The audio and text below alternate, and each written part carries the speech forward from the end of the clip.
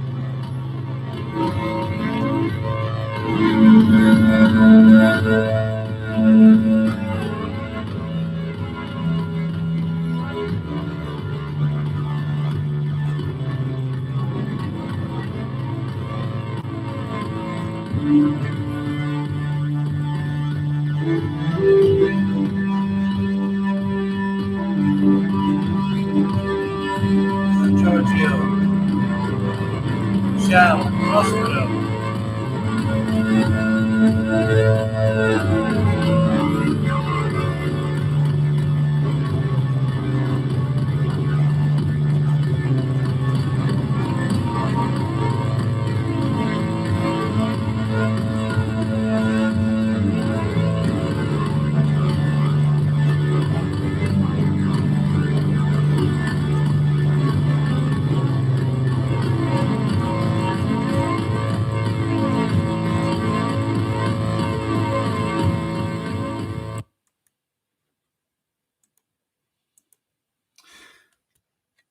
So I'll move my mic. Greetings and welcome to the Saroth Image Experiment. Nice to see you, Prospero, Michelle, and Giorgio. Thank you for your comment. Oh, Calendo, how's it going, man? So yeah, I just thought I'd pop on tonight. As usual, I set up a stream and then set it for 9:30, and then I've got no idea how to get back into it, so I have to set up a new stream, which may be a little confusing for some people. Is this mic actually, does that sound okay? Can you hear me okay, chaps and chapasses?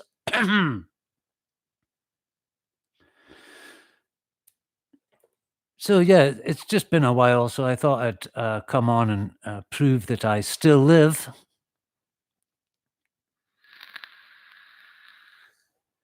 Who's the chap with the ranch? Expanding? No idea who that could be. Sounds perfect. Excellent. So what do we want to talk about tonight? I suppose it'll be my usual journey through the confusion and cognitive dissonance of magic. Is there any way I can zoom in, can't I, and make the chat bigger so I can see without putting on my spuggy glasses? Oh, yes, that's perfect. Yeah. Oh my goodness. I can actually see. Oh my, wow. I've now got a new computer rig thanks to my dear friends at the Lost Word podcast, so I can see 2:36 joining local time. Hey Nutter. Giorgio says yes. Sounds perfect. Lol. I will let folks know on the other stream. Yes. Sorry, Davey. I have no idea how to actually get back in. Oswald, how's it going, baby? It's Shrovetide today. I don't know what Shrovetide. Shrove, something to do with Christianity, I presume. Good to see everyone. So what I had planned to do tonight was sigils, and maybe do a sigil like live. How exciting would that be? But I mean, sigils are pretty much the very most basic form of chaos magic that you could get. Doesn't require belief in God. It's very, well, it's chaos magic, so you don't have to believe in anything. Belief is a tool in chaos magic. And it was the first, well, it wasn't the first kind of magic I did, but it was the first results kind of magic I did. Because I'm not a big results magic person. I'm more of a theurgy kind of person. Theurgy is the raising yourself to be, like, I guess, more than human, superhuman. It's like self-perfection in the magical tradition, which is not like, oh, I need this new job, or I need a girlfriend or a relationship, which is the common themes that you'll get in sigils. But I did three sigils lately. One for just in fact, I'll even look them up because they're done and charged now. The secret of magic is you don't talk about active spells, or it just totally dispels the energy, apparently. But I've got them here. I use books upside down, so I'll write like notes on one side and then practical stuff on the other. So I did three, and they all came true or all came to fruition in various degrees of success. But again, I'm drawn to how careful you've got to be with the wording of them, because here's one. See the pencil there? You can pretty much make out, it says, "My life will improve in every way." I thought that was pretty foolproof, really. And I think my life has improved. Oh, Robin Eaglesong, long time no see. How are you, girl? So, yeah, that one, I think that is working. It is improving. You know, I was in desperate poverty for a while. That seems to be picking up. Here's you know what? I've been trying to write an invocation for King Paimon for months, and it just doesn't come out right. Maybe now is not the time. Hail King Paimon, mighty sovereign, most loyal to the son of the morning. Trumpets blare and cymbals clash. Your retinue announce your coming. You know, it's an awkward kind of upon a mighty dromedary you dash. Spirits dance and cymbals clash. Nah, not working. So here's another one I did. These were all in the space of like a couple of weeks. This one is, I will have financial security and stability. And there's my first attempt there, and I kind of prettified it a little bit there. And then what I do, I actually use the internet to charge them. I don't know if you saw my recent videos, but that was me after they'd been charged, which I don't even, I don't use like sex energy or anything with my sigils anymore. It seems like pretty much as soon as I draw them out and then share them on social media, it seems to be quite powerful. So I did a video the other day with just me setting fire to them in my Tibetan singing bowl, which I think was very effective. There, I shouldn't be teaching a 6-year-old how to do sigils, but there you go. Children are innately magical, and I didn't really show them how to activate them. It's fun. I can't find the one I'm actually looking for. So a prime example of how to word sigils is you've got to be so specific, because I had applied for a job a lot. I'm just on the relief pool at the moment. I'm like scraping by on part-time hours and universal credit. And if you go like 1 penny over your allowance, you don't get universal credit. And there was one job advertised. I can't really go into it because they hate you. They don't want you to go on social media with anything to do with the kind of work I do, which is support work. But anyway, I wrote out the sigil. I will get the job with insert company there, and I will love it. And it turns out I went to the interview and I did get a job with that company, but not the one I wanted. There was one with much better pay, but might have been a bit more perhaps stressful, a bit more labor intensive. So I ended up getting the other one. So I'm wondering if I had specified the sigil, give me the job that, I don't know how I would have put it. You've got to think very carefully. Would I have got the job that I really wanted instead of like second best? But second best is fine. So it should be like full-time by the second week in March. So until then, if you really, really wanted to donate to my PayPal, it's on my channel intro page thing. So, stick a $5 in there. It's good juju. Because I have been terribly poor.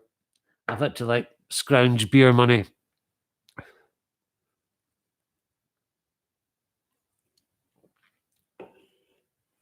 Oh, who's this Gene Vincent character? I'm not sure about him. He said well, I'm allowed to say it. He says bastards. What would you do about this Gene Vincent dude? Gene Vincent sounds like I think I'll hide him. Any more language out of you, Gene Vincent, and you will be hexed. Don't mess with Saroth the mage. Thank you, Davey. Thank you. So, what I've been doing tonight? Desperately trying to think, because it's all very fine when I'm talking with my my friends in the Lost Word podcast, having a glass of wine in the afternoon. Everything fascinating and interesting. And then I've got to do it all on my own. And I thought, oh God, I keep, I really want to do these live things, but they're not my forte, or at least not on my own. So I thought I found a bunch of old magical diaries, much more, in a cupboard. And it's really like a time capsule. I mean, here's 7th of February, 2008. Invocation of Isis. Isis, Isis, Isis, we call on you now to join us in this sphere of love and light on this glorious day. One strike on the bell. I'm not going to read it all, but there's some, some. This is when we're very into our Isis phase, and I seem to remember that I think it must have been after a The Lost Word podcast when I'd mentioned my entry into magic was actually through an Isis magic book. Some occult know-it-all wrote, "Oh, you couldn't possibly have been working with Isis. She's one of the most difficult." I'm not saying I worked with the goddess Isis. She didn't descend from a cloud and start dancing about in my living room, but you strive to become a votary of Isis, It's not, some people take things far too literally. But I totally believe I have worked with the energy of Isis. So whoever that know-it-all was, tell me I didn't. So there's much interesting stuff in here. There's just pages and pages and pages and pages and pages. I did find some rather interesting drawings on one of them. I am Abraxas, master magician, healer, initiate. This is from 2009. I am of the light. I was still quite new agey in this time period. I am Lord Abraxas of the Rainbow Light. I think that's actually a channel. I'm trying to find some of these drawings I saw earlier on. Oh, there's a drawing. That's like an automatic drawing.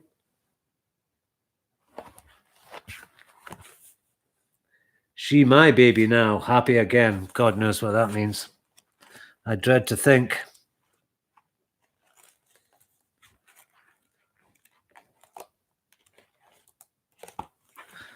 There's like some kind of a tarot reading set up.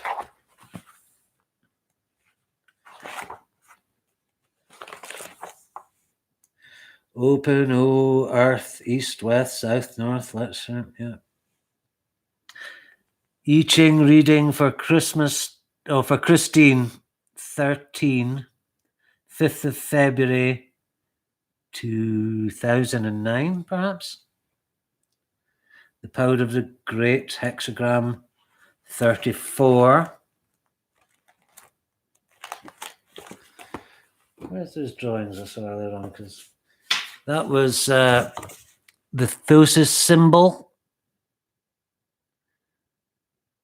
We created a kind of deity kind of thing called Thosis, which was a mixture of Thoth and Isis. I think I've talked about it before. Here's another. My sigil method has not changed in many, many years. Keep it simple is my advice, and keep you don't want your sigils to have anything symbolically to do with what it is you're trying to achieve, because that will just remind you of hello out of mind. Have you heard of Astianism? What you said about her makes total sense. She can communicate indirectly, like you said. Yeah, I would believe that. I actually made myself a votary of Isis. We were working from this book called Isis Magic, funnily enough, by Isadora Forrest, who had an Isis sanctuary in Ireland. But it was basically like Golden Dawn ceremonial magic, but very it was all about Isis. They just replaced all the other god names with Isis. And funnily enough, I think I've told this story, I'll repeat myself all the time, but within about a week of being on Twitter, a guy called Robert Dobson, he must have seen me talking about the ISIS group, and he sent me a bunch of magazine from that time. So I cherish them. You meet the nicest people on the internet, you know. That's another sigil. That is maybe a little bit too pictographic for me now. It reminds me too much of the Magus card. I now do them very, very neutral. Here's notes I was doing for a novel that I was trying to write about. It was originally about the Rudolf Hess being sort of bewitched into flying to Scotland, and then it became this big thing about Aleister Crowley and Nazis, and it was pretty good. Although it did get a bit silly towards the end, I was kind of losing it. There's another sigil. Maybe just by showing these sigils again could be activating them. Amazingly happy. Yeah, it's all the same kind of stuff. Thule Gesellschaft. So I've got all the characters down here. Eckhart Dietrich, Sebottendorf, Rudolf Hess, Alfred Rosenberg, Gedenke das in deutscher History. I was going through a major Second World War, kind of fascinated by Nazi occultism. And I had read that if you put a swastika on the cover of any work of fiction, it like sells. And that's what I was all about. There's for some reason, a picture of Keith Moon destroying a drum kit for some reason. February 2011. Oh, there's my mum and dad. I lost all my family photographs when we were moving house one day. My mum barely forgave me, but that's my mother and father around about 1967, I think they were married. Aren't they a handsome couple?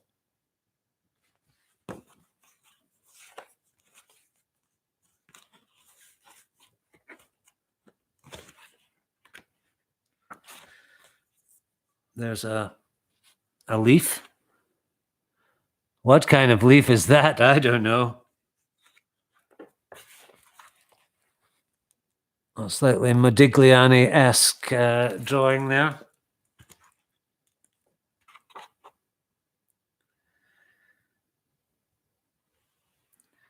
What's this? Writers Group, 6th of September. Something the caretaker, Frida's play, car boot sale. This is your captain speaking. The voice crackled and static filled the cabin. Ghosts of World Service News. Something about Dresden, 1945. Orchestral music filters through.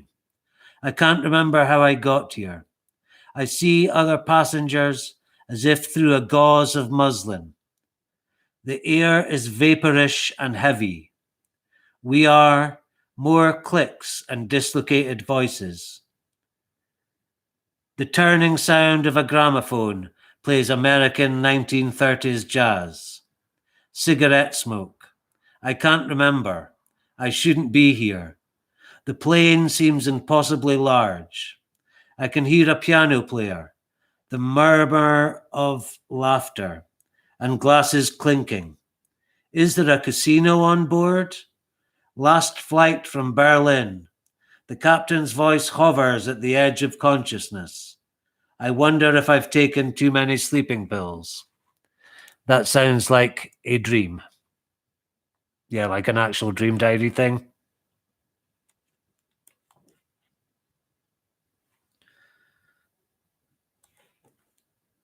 There's more sigils. All through my books are continuous lines of sigils, and then I rip the picture bit out. There's some drawings.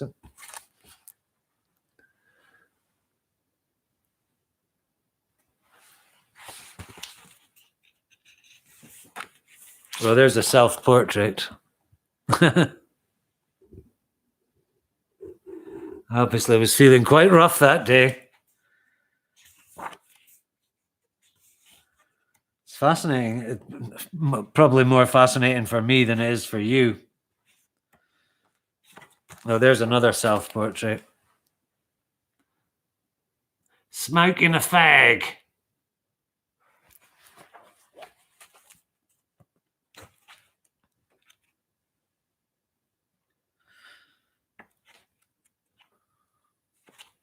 Another.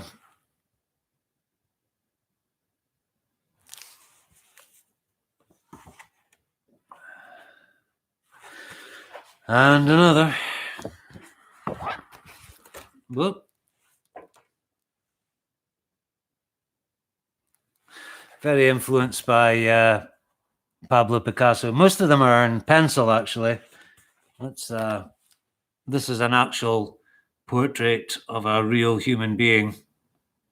I can't actually remember who this is, but why the long face? I like it, Oswald. Oh, this is a good one. That's like pen, but I kind of brushed it over to make it like watercolorish. I like that one myself. I do have a rather angular nose, just like me mother. Oh, here's a slightly cubisto erotic one. I mean, figure that one out, guys. What's the date on that? The 14th. Oh, Valentine's Day, 2011. Wonder what was on my mind that day. What else have we got here? Oh, here's another. That's sort of Mephistopheles. Mephistopheles? I never know how to say that. I think this is supposed to be like a raven or some kind of blackbird with a little human face on it. I really should get back to doing more visual art, I think.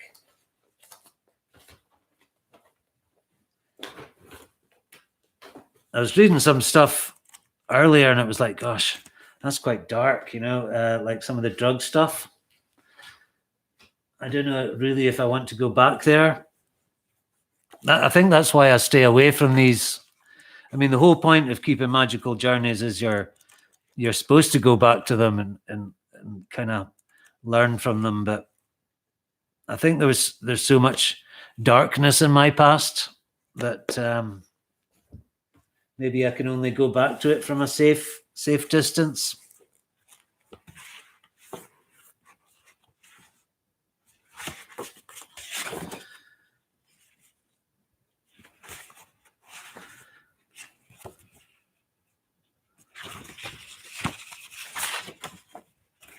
They're all falling apart, of course.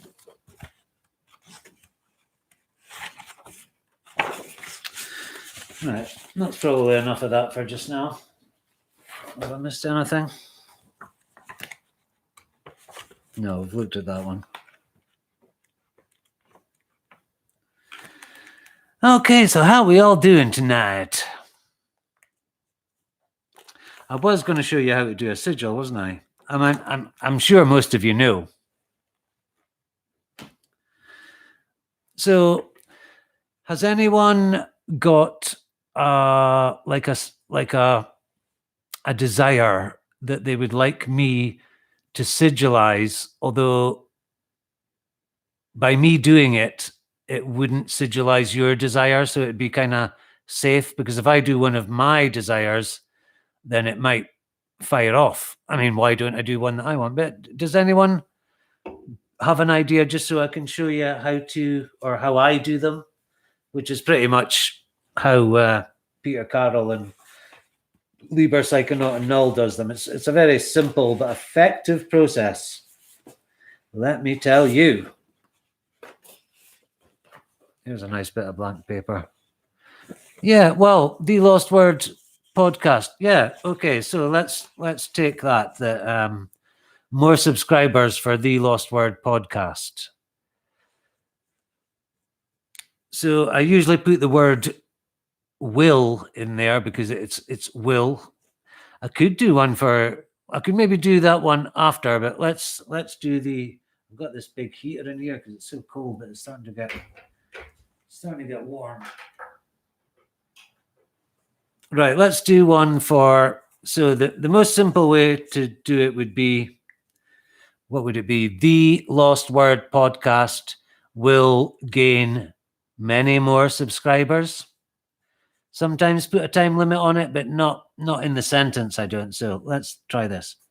The Lost Word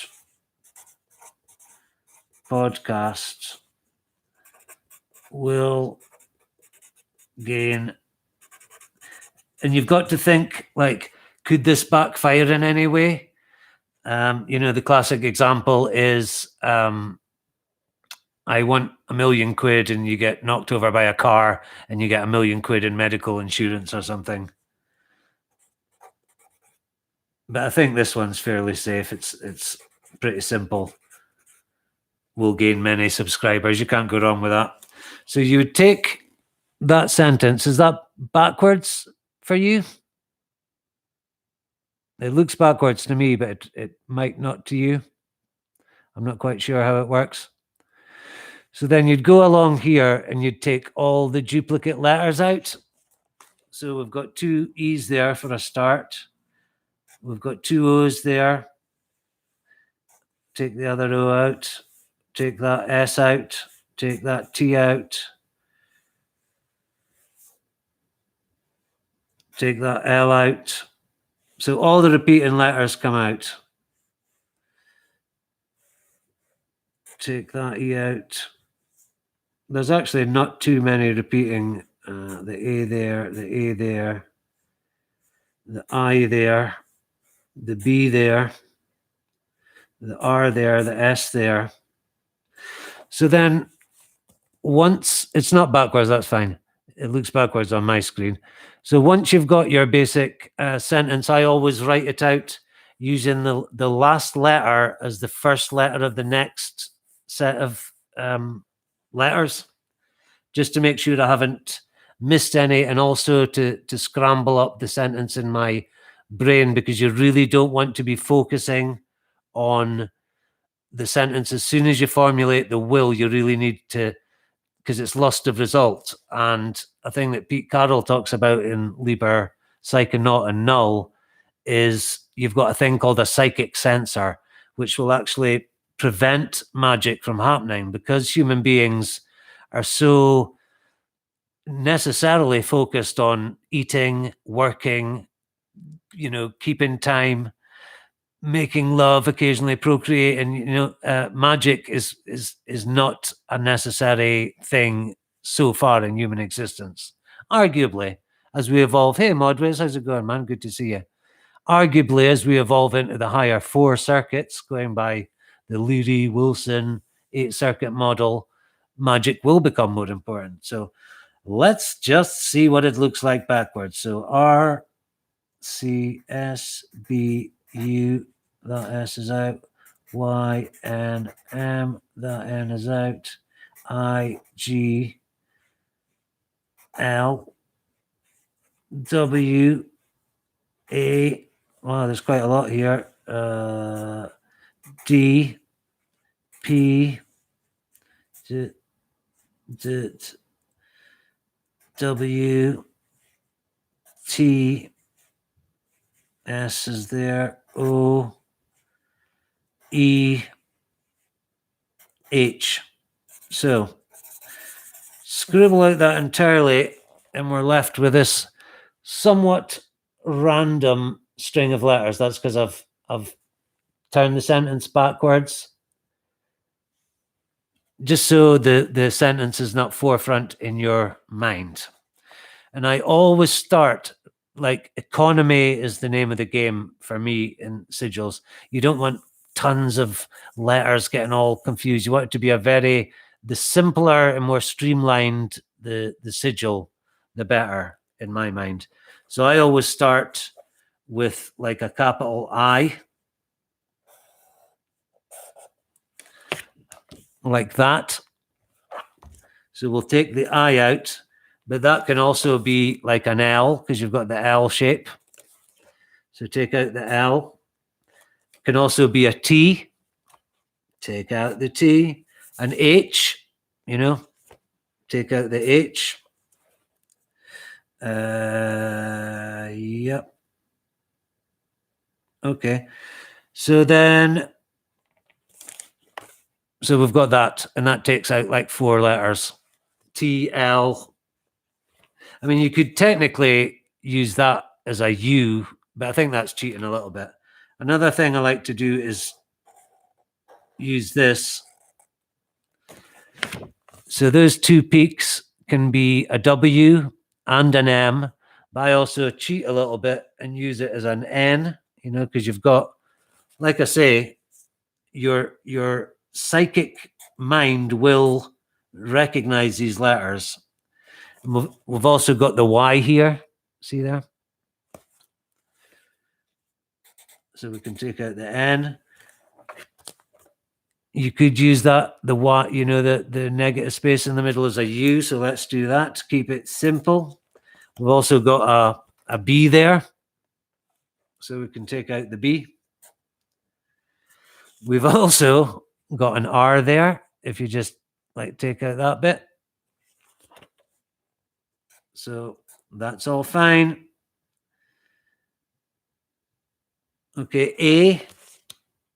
I like to keep things symmetrical, so I would put a line through that like that. So you've got, I don't know what it is, but hey, Ron Fiasco, my God, good friend of mine on Facebook, but I've never seen you in live chat. Welcome, buddy. So, and we could also call that a P, couldn't we? Why not? So we've got A, G. I often find quite tricky, because I like to keep them quite square. But I mean, other people might like to use curly. It's all down to personal preference. But I've kind of refined this style over many years of using them, and I find that very simple, geometric, symmetrical designs work best. So let's do just an O in the center there. Like that. And that definitely, if you didn't count the angular P, you can use that as the P.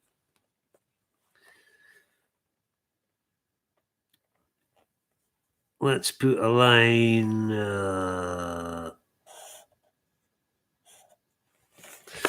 Those lines at the bottom, again, they could be T's, they could be E's.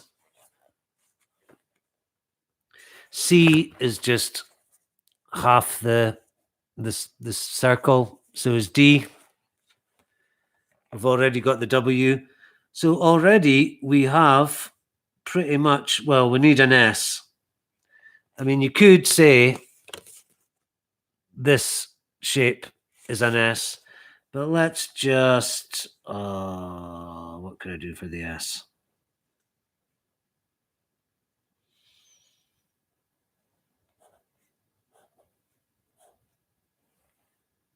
That doesn't look much like an S.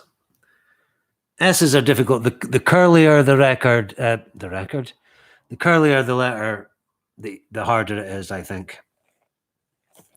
So let's just say that is your first attempt at the sigil.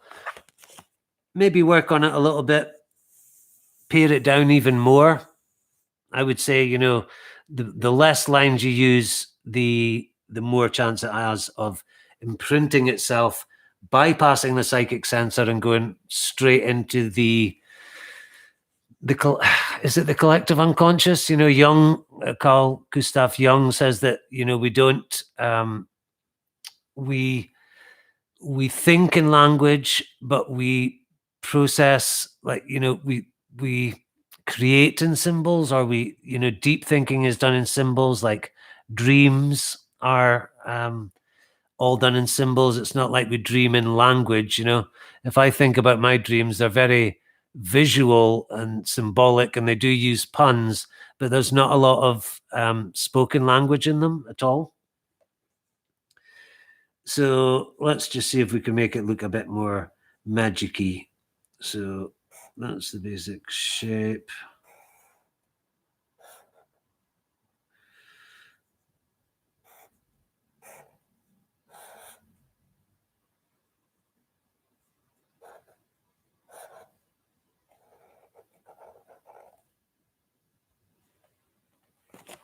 Okay, so from that top one, I've kind of narrowed it down to that one.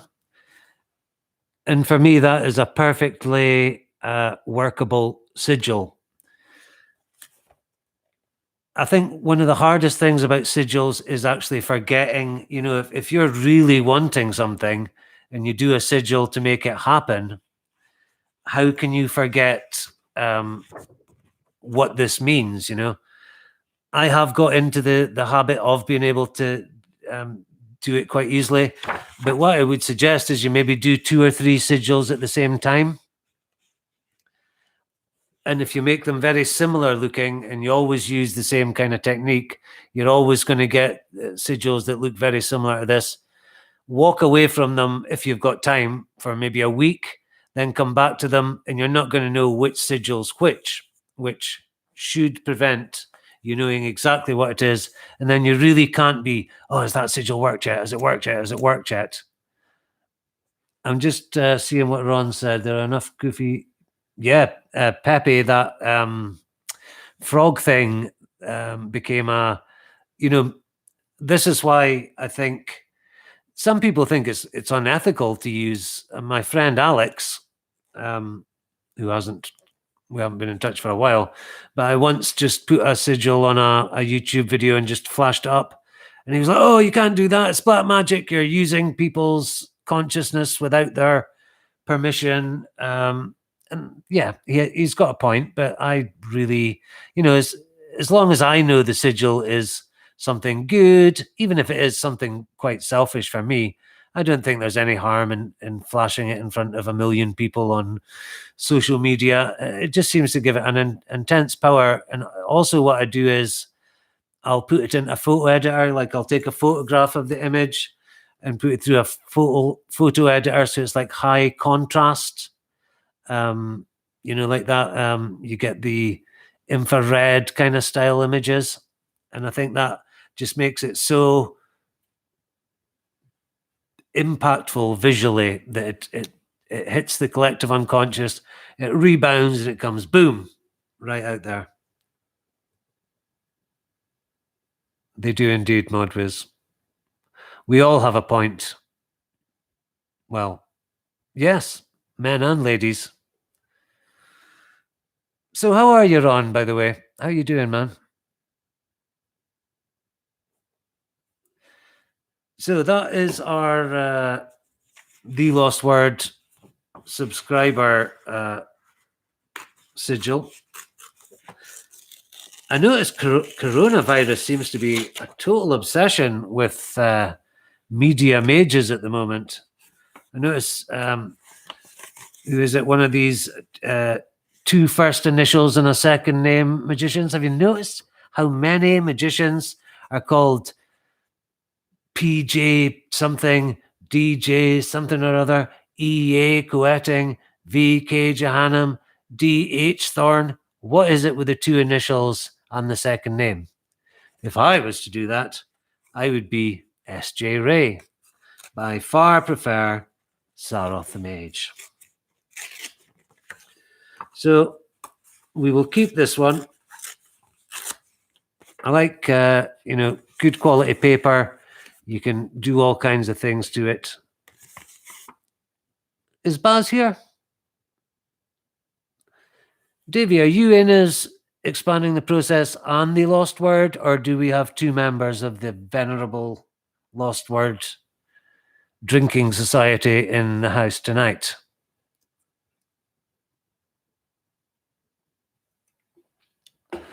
So I'm not going to do a coronavirus one because I honestly think it's been a little hyped up by the media into this terrible, horrible, unnamed. Well, it has got a name. It's called coronavirus, but it just seems like, yeah. When you add the music, lights, and intent, that is true ritual. Yes, it's only really. Yeah, I think so, Ron. I believe that. I've really been trying hard to. I've always loved making music, but I've never been able to properly play an instrument. So that's why I have to use Oscillator. It's all in one key. I just never bothered to learn to play guitar or piano or anything that's hard. So now that I've got this better computer, I can record things, but all my bits and pieces are on different apps, and it's so difficult. I just wish I had a big drum, a big speaker. I've only got this tiny little Bluetooth speaker, which I can also plug in. That's my only sound output device at the moment. So when I get my wages coming in again, I am definitely going to buy a big Marshall amp with a few channels in it, so I can get my oscillator plugged in there, can maybe get a drum machine. Yeah, I do. I think it's just keep them scared, keep them off balance. New virus, new crisis. I was watching a thing today. I think it was Ray Kurzweil, or however you pronounce it, because our next show on the Lost Word podcast is another big topic. We did Gnosticism last time. We've done Austin Osman Spare. We've done Crowley. We do like our big subjects, and it's going to be it's called From the Astral Body to Artificial Intelligence. So I started off researching consciousness, and I didn't realize how little science actually knows about consciousness. They don't seem to be quite sure how it arises from bodily sensation. The human brain seems the most complex and mysterious thing to science. I believe so, Robin. I absolutely think so. And I think we're feeding into it with coronavirus. I have no fear of catching coronavirus. In fact, I dare God to smite me with... No, I wouldn't go that far, but, there's a few people dead in Italy, and, not to lessen anyone's death, but there's more people get knocked over by cars there's more important things to be worrying about than this constant fear cycle of the media, I believe. Yeah, so we're doing the Astral Body to Artificial Intelligence podcast on the last day of the month, or we'll be showing it. I think we're maybe recording it on Friday, putting out on Saturday, which is it only comes around once every leap year, Saturday the 29th. But my original point was that Ray Kurzweil, who a lot of people think is the devil himself, but I have to say that I think that anything that improves human life is not necessarily evil. And, transhumanism, everybody seems to be suspicious and terrified of it. And right enough, we don't want vicious artificial intelligence robots running about, enslaving us puny humans. But you did say that, it's because human beings are so aware of bad news that we don't see that poverty is actually growing less and less all the time. There's a whole lot of things to be optimistic and glad about, but the media just insists on keeping this in this state of fear. Yeah. And conspiracy theory, I think all of us have gone through exactly, blue chickens. I think all of us have gone through the conspiracy phase where we think, oh my God, it's the reptilians that are killing the children and it's Satanism. And, it's really not. It's a Robert Anton Wilson or Timothy Leary would say that's first circuit poor imprinting. If you're scared of everything out there in the world and have to come up with these vast baroque conspiracies to explain why you are poor or you can't get a job, it's really up to you.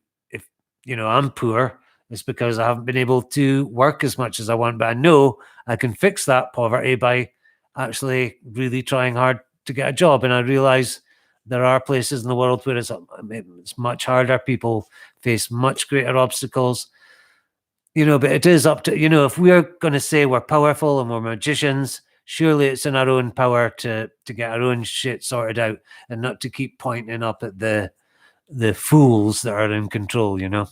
If we are powerful, let's show that we're powerful. Don't point the finger at everyone else. I think that's so much to do with the magical journey, is taking responsibility for things that happen in your own life. And that's not saying, okay, I was raped or abused or robbed because I wanted it to be. It's just shit happens. But let's not, get in this victim culture. I think we have to be stronger,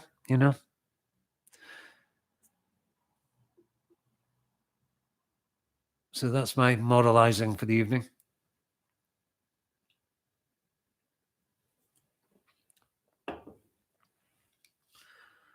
I think I'll put on my. See, I've done this, and it's got like bass and drums, but that's all I could really do because I've got to go into the audio recorder. I really need to master a multi-track recorder thing.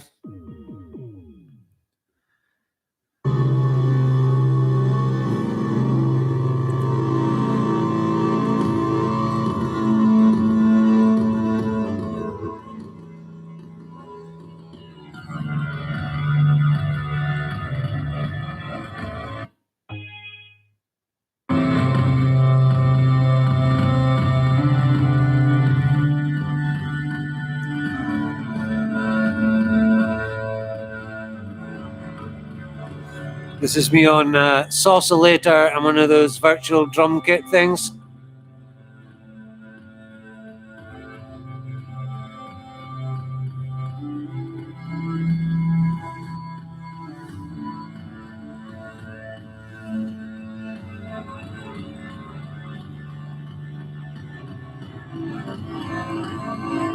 I'd like to put in some like high leady bits.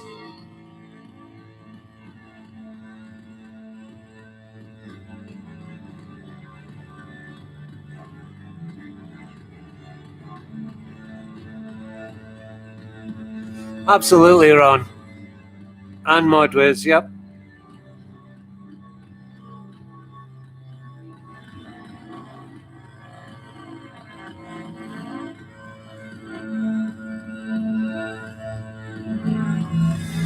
A long time ago, Davey, I really haven't been doing any art at all apart from the music.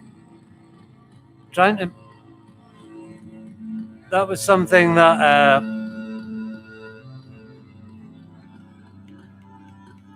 I really. When I did the interview with Keats Ross,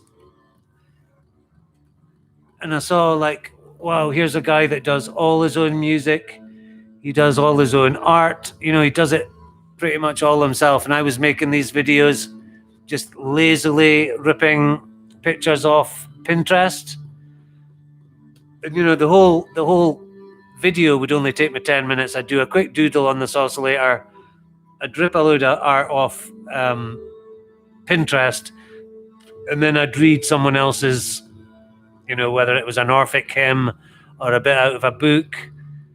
You know, I do think there is some merit in reading interesting stuff out of books. I don't want to totally discredit the work that I've done before, but from now on, there's probably going to be, he really is. His music is fantastic.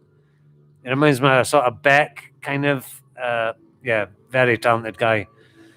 But it's inspired me to think, right, I don't want to be using other people's images. I don't want to be using other people's ideas.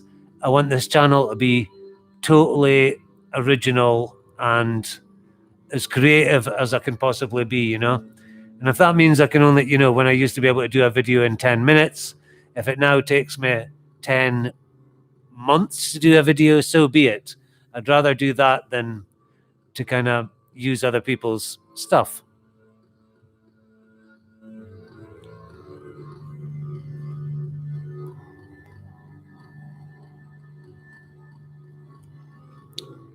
So yeah, I'm not going to stay long. I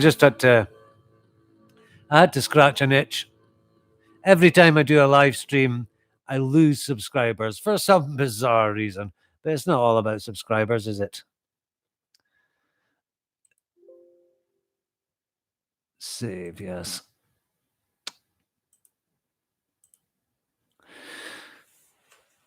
There is, I think, you know, creativity for me is magic. You know, I don't bother with much. You know, I used to do the Golden Dawn thing every day or every other day.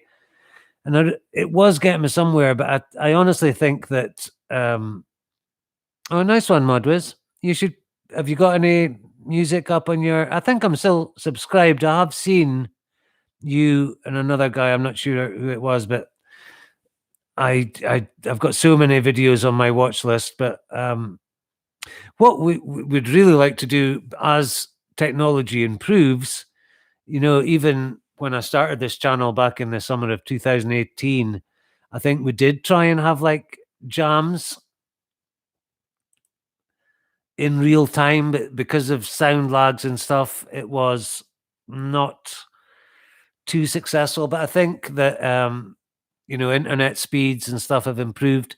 So I honestly think we could get a bunch of us together one night and do music, you know, just jam, but maybe, you know, have a wee chat, at least agree what key the song was going to be in and stuff. And I could play some harp and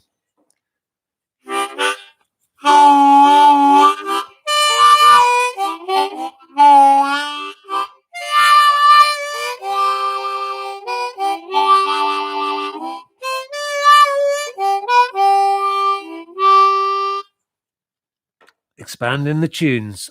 Do you think Ray Kurzweil is insane and evil? I haven't seen that much of him, but I did quite like the idea that first you've got intelligent machines, then you've got spiritual machines, and this is something we're definitely going to be doing a deep dive into on the 29th. And we've got an all-star lineup. We've got Brandon Young, we've got Sam Shadow, we've got Baz, we've got Davey, we've got me, and as usual, we're all going to be coming at it from slightly different angles. You know, the astral body, the idea is like non what you call it, non-embodied intelligence. You know, can consciousness exist outside the body, and if so, what are the implications for artificial intelligence. Can artificial intelligence ever become conscious? I think we've got a lot of very interesting ideas for that one. So if you're not subscribed to the Lost Word podcast, Davey, can you put a link in the... Hey, 299. Nice to see you, man. I'm just kind of rounding up quite soon, but it's always nice to see new people. I've had a lot of new subscribers lately. I've had 5 subscribers this very day. So hopefully soon I'll be on the 1,000. And then you can give me super chats instead of me just begging to give you... I mean, I've never asked for money before, but give me money on PayPal. Because believe me, I need it. I can barely afford enough beer to get drunk.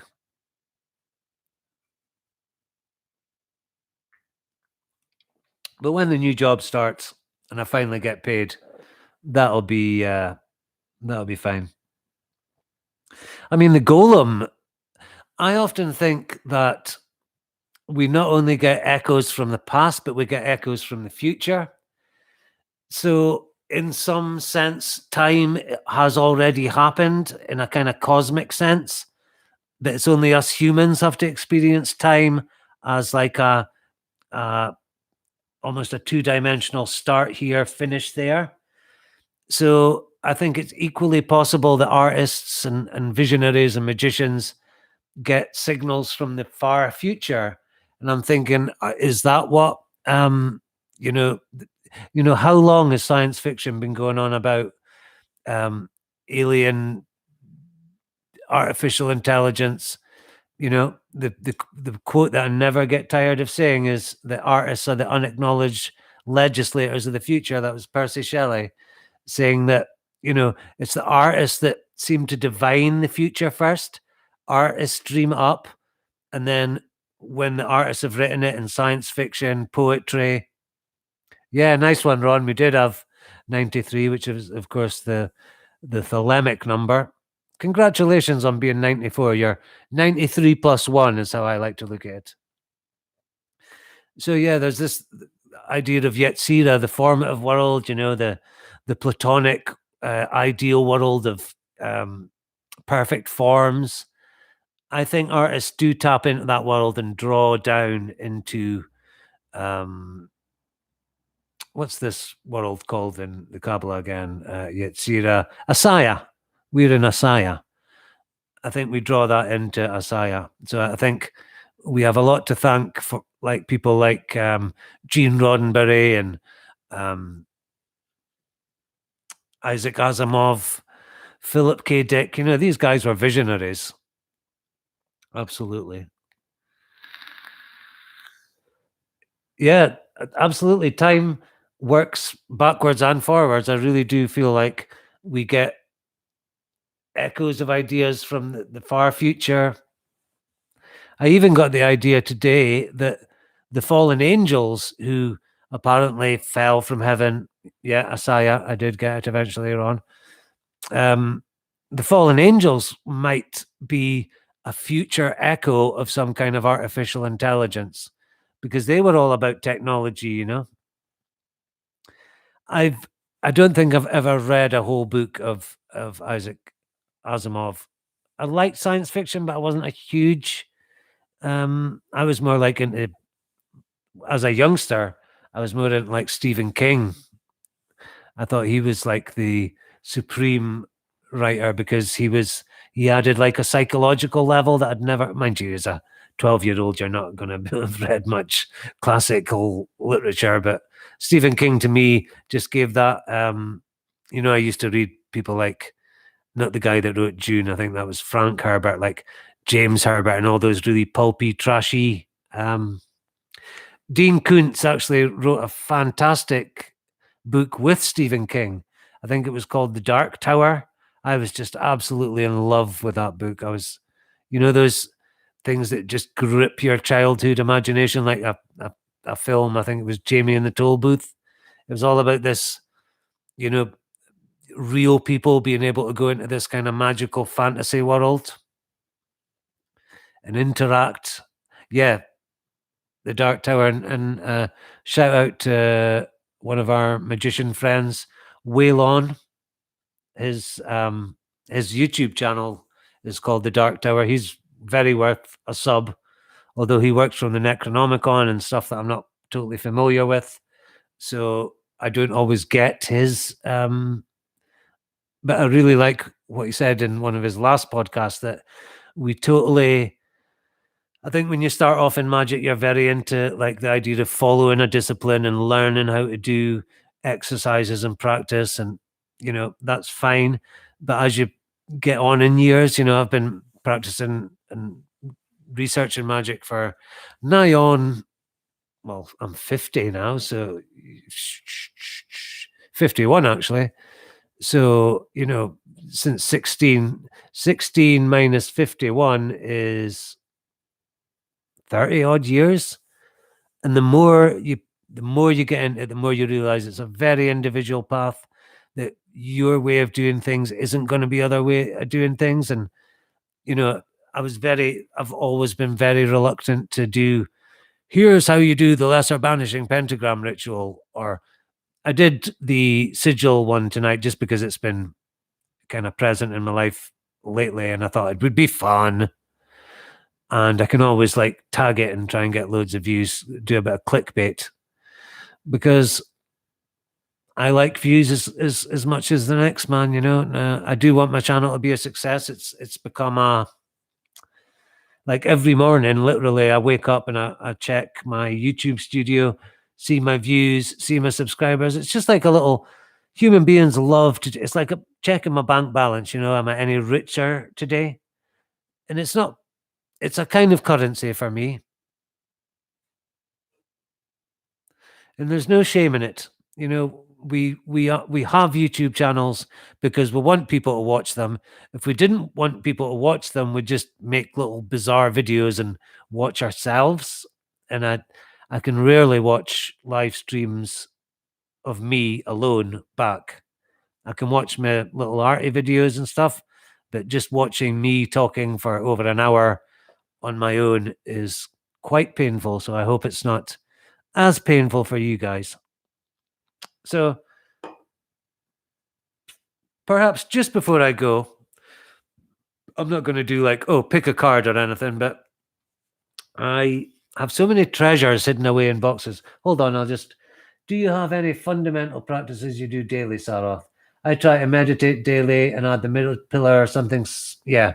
Well, for, gosh, about 3 years, 299, I worked my way through a book. It's called Kabbalah Magic by Liam Thomas Christopher. It's like a slightly modernized version of the Golden Dawn syllabus. So it takes you through neophyte, where you just learn to do the LBRP every day. And the whole point is that you have to do it every day. It's very insistent that it really doesn't work unless you do it every day. So I did. I quite faithfully worked through, well, at first it was Isis magic. Then I got into the Golden Dawn magic. I did neophyte. I did zealoter. Zealoter was a fantastic grade for me. I think that was the most successful.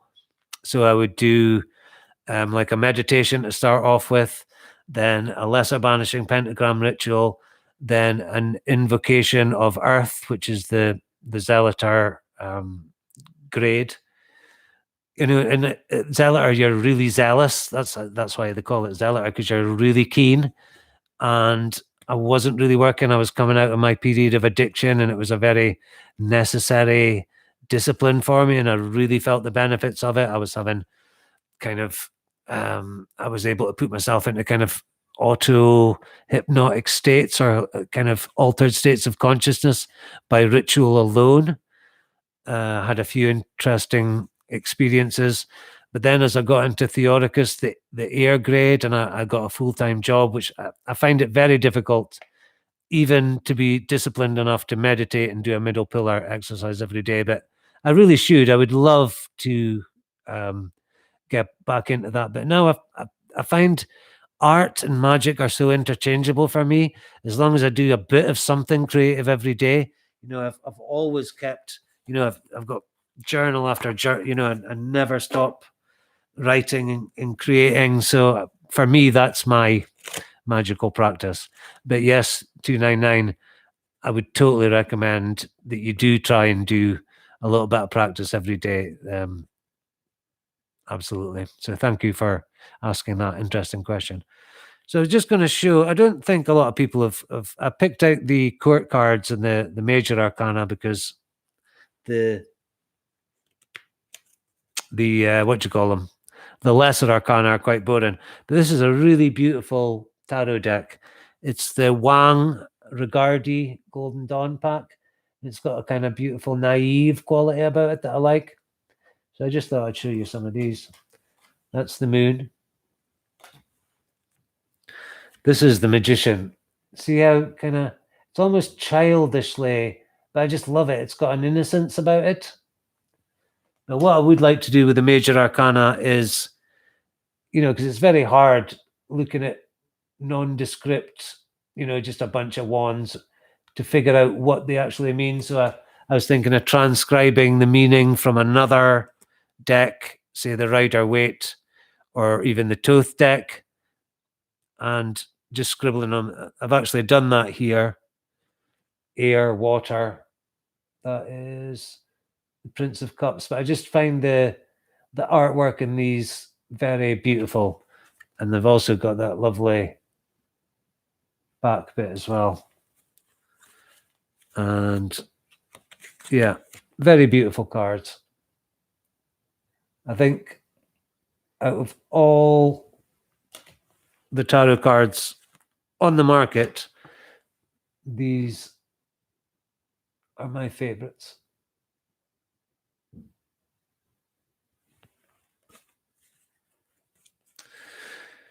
Okay, so I think that's me done over an hour. That's not bad. We've had 17 people in chat, which is fantastic for me. So thank you very much for coming, guys. I do appreciate it. It's just nice to. Are they large cards? They are quite large, actually. I'll show you. They're that size. And here, Davey, is the more subscribers for the Lost Word podcast. Just by showing this on screen, guaranteed that we'll get 10 more subscribers by the end of the week. So thank you very much, guys. I'll play you out with my anthem one more time. Oops.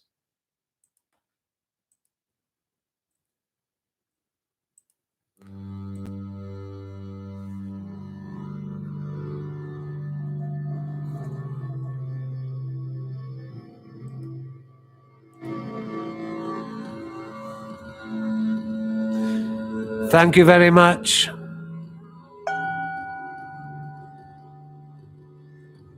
Thank you, Ron. Thank you, Robin. Thank you, Out of Mind.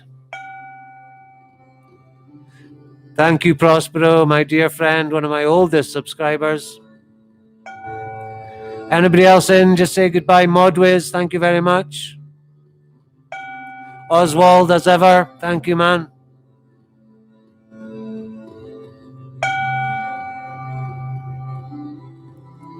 Thank you, 299. Set the Thames on fire. I'll have a look for that, 299, I will. Okay, chaps, it's been a blast. Thank you very much, and don't forget, the Lost Word, the astral body. I did, Davey. I said, I'm sure I did. Well, if I didn't, Davey, you know I love you. So don't forget, the astral body to astral intelligence on the Lost Word podcast, Saturday, the 29th of February. Farewell, y'all.